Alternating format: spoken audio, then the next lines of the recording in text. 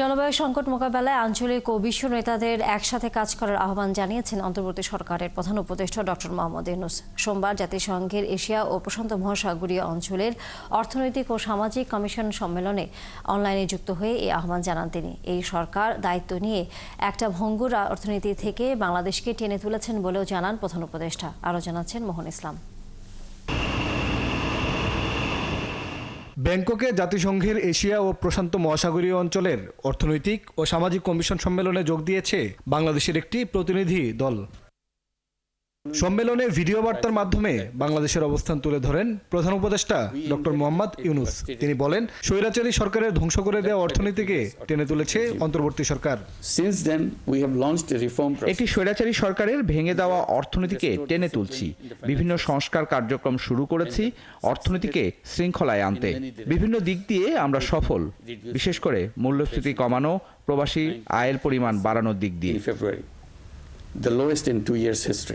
জলবায়ু সহনশীল নগর উন্নয়নের প্রতিশ্রুতি ধরে দেশের সংস্কার কার্যক্রমের কথা বলেন প্রধান উপদেষ্টা।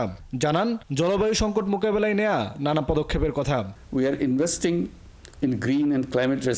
জলবায়ু সংকট মোকাবেলায় আমাদের অবকাঠামো উন্নয়নে সবুজ ও জলবায়ু সহনশীল বিষয়ক উপকরণগুলো ব্যবহার করেছি। অন্তর্ভুক্তিমূলক ও জলবায়ু সহনশীল উন্নয়নে বাংলাদেশ সর্বোচ্চ গুরুত্ব দিচ্ছে।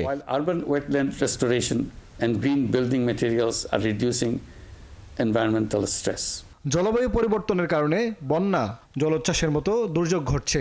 তাই আঞ্চলিক ও বিশ্ব নেতাদের একসাথে কাজ করার আহ্বান জানান তিনি। জলবায়ু পরিবর্তনের কারণে সমুদ্রপৃষ্ঠের উচ্চতা বাড়ছে, বন্যা, সাইক্লোন ও নানা দুর্যোগ ঘটছে। আমরা বৈশ্বিক সহযোগিতার আহ্বান জানাচ্ছি।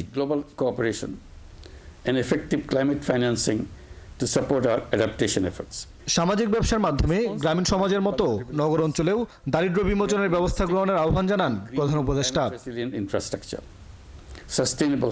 মোহন ইসলাম, ৭১, ঢাকা।